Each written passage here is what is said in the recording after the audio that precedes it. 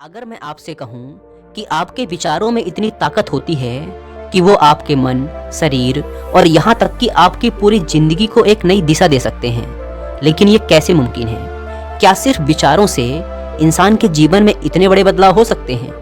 दोस्तों, आज हम इसी गहरे विषय पर बात करेंगे कि हमारे विचार कैसे हमारे पूरे अस्तित्व को प्रभावित करते हैं और कैसे एक सकारात्मक मानसिकता हमारे जीवन की दिशा को बदल सकती है। इस वीडियो को अंत तक जरूर देखें, क्योंकि अंत में आप समझ पाएंगे कि आपके अपने विचार ही आपको सफलता या असफलता की ओर ले जा सकते हैं। चलिए इसे गहराई से समझने की कोशिश करते हैं एक कहानी के माध्यम से। एक बार एक परेशान व्यक्ति एक बहुत ही बुद्धिमान गुरु के पास जाता है। उस व्यक्ति के माथे पर गहरी चिंता की रेखाएं और आंखों में बेचैनी साफ दिखाई पड़ रही थी। उसने कहा, गुरुदेव, मैं अपने हालातों से बहुत परेशान हूँ। मेरा मन अशांत रहता है और मैं अक्सर खुद को हालातों का गुलाम महसूस करता हूँ। मैंने कई लोगों से सुना है कि विचारों में असीम शक्ति होती है। ये किसी भी इंसान की जिंदगी को पूरी तरह से बदल सकते हैं। क्या सच में मेरे विचार मुझे बदल सकते हैं? गुरु ने उस व्यक्ति की मनोदशा को ध्यान से समझा और फिर कहना शुरू किया, अगर इंसान चाहे तो वो अपने हालातों को, अपने शरीर को, अपने मन को सिर्फ अपने विचारों से बदल सकता है।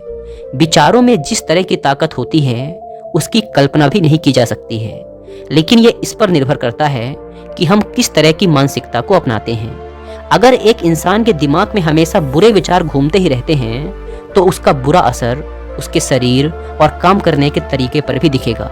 लेकिन अगर तुम्हारे विचार अच्छे हैं तो वो तुम्हारी हर तरह से मदद करने की कोशिश करेंगे। हर आदमी के शरीर का सबसे शक्तिशाली हिस्सा होता है उसका दिमाग। तुम्हें विश्वास नहीं होगा, लेकिन तुम्हारा दिमाग 24 घंटे काम करता रहता है, तब भी जब तुम सो रहे होते हो। कई चिकित्सक तो दिल से ज्यादा महत्व दिमाग को देते हैं। यही वजह है कि जब तक किसी आदमी का दिमाग पूरी तरह से मृत न हो जाए तब तक चिकित्सक उसे मृत घोषित करते भी नहीं हैं। लेकिन आखिर हमारा मस्तिष्क इतना जरूरी क्यों है? हमारा दिमाग इतना महत्वपूर्ण इसीलिए है क्योंकि ये हमारे शरीर में हो रहे हर एक काम को करने के निर्देश देता रहता है। बिना दिमाग के आदेश के तुम अपने हाथ की एक अंगुली भी हिला नहीं सकते। लेकिन क्या तुम्हें पता है, तुम्हारा दिमाग और उसमें बन रहे तरह तरह के विचार सिर्फ तुम्हारे शरीर को ही नहीं बल्कि तुम्हारे आसपास के पूरे वातावरण को भी नियंत्रित करते हैं। यहाँ वातावरण से मेरा मतलब है कि तुम जिन चीजों और भावनाओं से अपने आप को घेरे रहते हो। लोगों के सोचने का तरीका उनकी पूरी जिंदगी को बना भी सकता है और बिगाड़ भी सकता है। तुम्हें जानकर हैरानी होगी, लेकिन हर एक आदमी में जो भी खूबियां या कमियां मौजूद हैं वो उसकी सोच का ही नतीजा है। तुमने अक्सर बूढ़े बुजुर्गों को कहते सुना होगा कि ये आदत उसे उनके माँ बाप से मिली है या फिर दादा दादी से मिली है, लेकिन असल में ऐसा नहीं होता है। इंसान अपने विचारों का गुलाम होता है। वो जिस तरह के विचारों को अपनाएगा ठीक उसी तरह से उसका पूरा व्यक्तित्व निर्मित होगा। तुमने कभी किसी खाली मैदान को देखा है? जिस तरह अगर तुम किसी खाली मैदान की अच्छी तरह देखभाल करो और उसमें नए फल फूल के पेड़ लगाओ तो तुम्हें नए फल फूल जरूर मिलेंगे। लेकिन अगर तुम उस मैदान को ऐसे ही खुला छोड़ देते हो तो उसमें जंगली घास और फालतू के पौधे उगाएंगे। इंसान का दिमाग भी किसी खाली मैदान जैसा ही होता है। अगर उसमें अच्छे विचारों के पौधे नहीं बोए गए तो समय के साथ उस बंजर जमीन पर नकारात्मक और फालतू चीजें उगने लगेंगी। हमारे द्वारा किया गया कोई भी कर्म हमारे विचारों का ही नतीजा है, भले ही वो कर्म जाने अनजाने में ही क्यों न किया गया हो। उदाहरण के लिए, तुमने कई लोगों को बिना हाथ धोए खाना खाते हुए या लोगों को सीटी बजाकर या गलत तरीके से बुलाते हुए जरूर देखा होगा। शायद ऐसे लोगों के लिए ये बहुत आम बात हो या उन्होंने बिना सोचे समझे ऐसी हरकत की हो, लेकिन ये काम भी उनके विचारों का नतीजा है। ऐसा इसलिए क्योंकि उन्होंने शायद कभी अपनी गलती को समझकर उसके ऊपर काम करने की कोशिश ही ना की हो। गुरु ने आगे कहा, कोई भी इंसान एक दिन में खुखार, डाकू या खूनी नहीं बन सकता है, चाहे स्थिति कैसी भी क्यों न हो। एक अच्छा इंसान कभी भी सोच समझकर या दबाव में आकर किसी का खून नहीं कर सकता है। उसके अंदर पहले से ऐसी भावनाएं जरूर रही होंगी, तभी उसके हाथों से वो काम हो पाया होगा। ठीक उसी तरह अगर कोई बूढ़ा आदमी कुछ अच्छा भी करने की कोशिश करता है तो वो भावना अचानक से उसके अंदर जन्म नहीं लेती।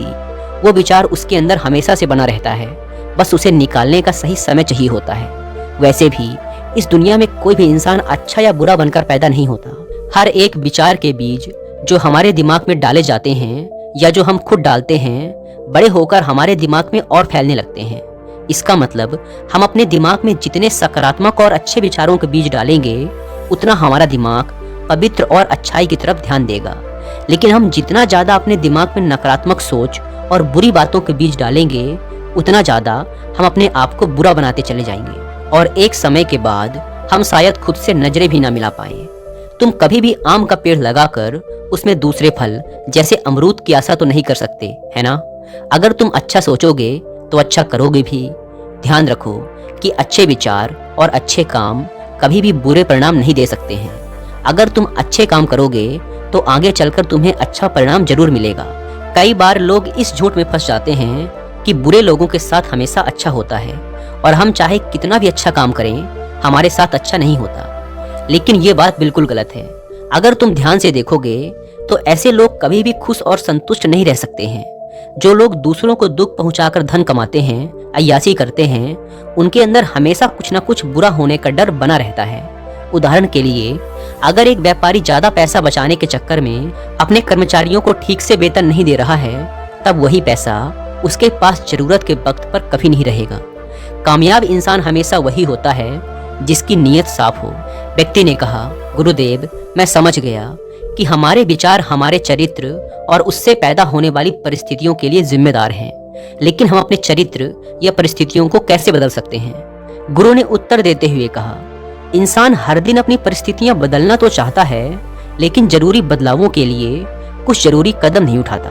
ध्यान रखो, जब तक तुम कुछ नहीं बदलोगे तब तक कुछ नहीं बदलेगा। आज अगर तुम सिर्फ बैठकर परेशान होते हो या सिर्फ सोचते रहते हो कि मुझे अच्छा काम चाहिए या अच्छा घर चाहिए, तो उसका कोई फायदा नहीं होगा। बस्ती में रहने वाला एक गरीब आदमी हमेशा अपने घर के आसपास को बेहतर बनाने के बारे में सोचता रहता है।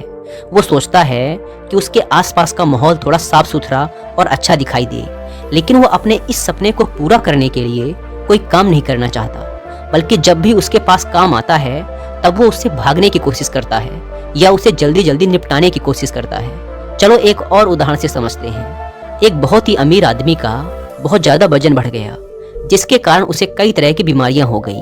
वो अपनी सेहत ठीक करने के लिए बहुत सा धन चिकित्सकों और अस्पतालों में खर्च कर देता है, लेकिन वो ज़्यादा खाना नहीं छोड़ सकता, मीठा खाना नहीं छोड़ सकता। इस तरह के लोगों को ये समझना पड़ेगा कि सिर्फ मांगने से चीज़ें नहीं मिलती हैं। जब तक हम कोई कर्म नहीं करते, किसी चीज़ का त्याग नहीं करते, कुछ छोड़ते नहीं हैं, तब तक हमें परिणाम भी नहीं मिलेगा। यही कारण है कि लोग अक्सर दुख और तकलीफों से गुजरते हैं। दुख का मतलब ही है कि हमारे विचार सही दिशा में नहीं हैं और वो हमारे कर्म के साथ मेल नहीं खा रहे हैं। अगर किसी इंसान को इस दुख से खुद को बचाना है तो उसे एक चीज समझनी होगी कि उसके दुख का कारण वो खुद ही है। भले ही वो जितनी मर्जी बाहर की दुनिया को अपने दुख का कारण बता दे, लेकिन अगर वो अंदर झांक कर देखेगा तो उसके दुख का कारण उसकी मानसिकता ही होगी।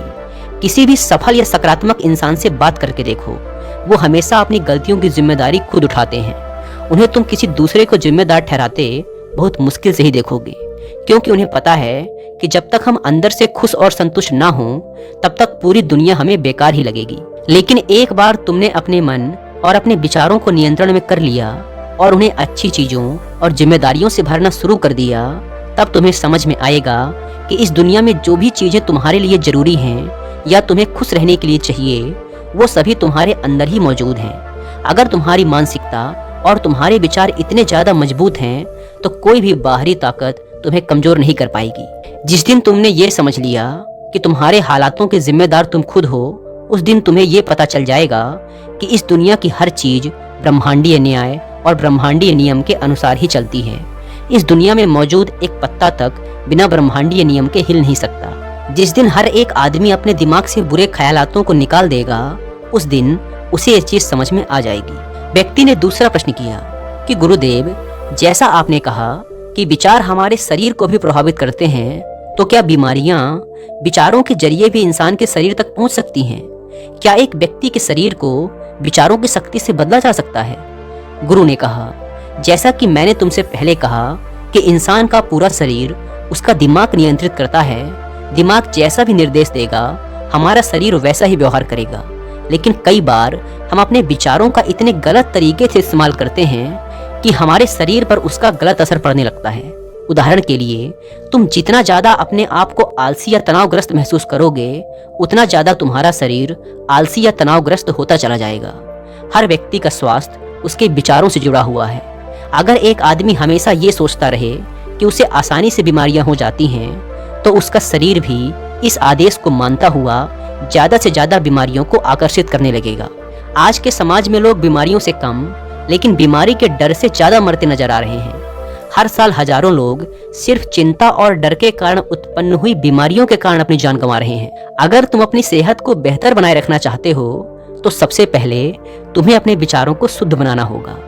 हर व्यक्ति का शरीर बहुत ही ज़्यादा संवेदनशील होता है, इसीलिए हम अपने विचारों में जो शुद्धता और ऊर्जा लाएंगे, उससे हमारा शरीर ज़्यादा सकारात्मक तरीके से प्रभावित होगा। विचारों में शुद्धता लाने वाले इंसान की आदतें हमेशा अच्छी होती हैं और उसका खान पान भी साफ सुथरा रहता है। अगर तुम्हारे विचार अच्छे और पवित्र नहीं हैं, तो फिर चाहे तुम कितना भी अच्छा खाना खाओ, तुम्हारे शरीर में कोई भी सुधार नहीं आएगा। एक स्वस्थ और शुद्ध शरीर से, यानी एक ऐसा शरीर जिसमें कोई बेमतलब की बीमारियां ना हो और जो बीतते समय के साथ खूबसूरती से बुढ़ापे की तरफ जा सके। खूबसूरती सिर्फ बाहर से जो दिखती है वही नहीं होती है। सभी इंसानों के अंदर की खूबसूरती इतनी ज्यादा होनी चाहिए कि वही खूबसूरती उनके चेहरे पर भी दिखाई दे। तुम जितना ज्यादा जलन, गुस्सा, चिढ़, लालच और दूसरे बुरे विचारों से दूर रहोगे, उतना ही तुम्हारा शरीर शुद्ध होता चला जाएगा। यह सुन उस व्यक्ति ने कहा, गुरुदेव, आप सही कह रहे हैं। मैंने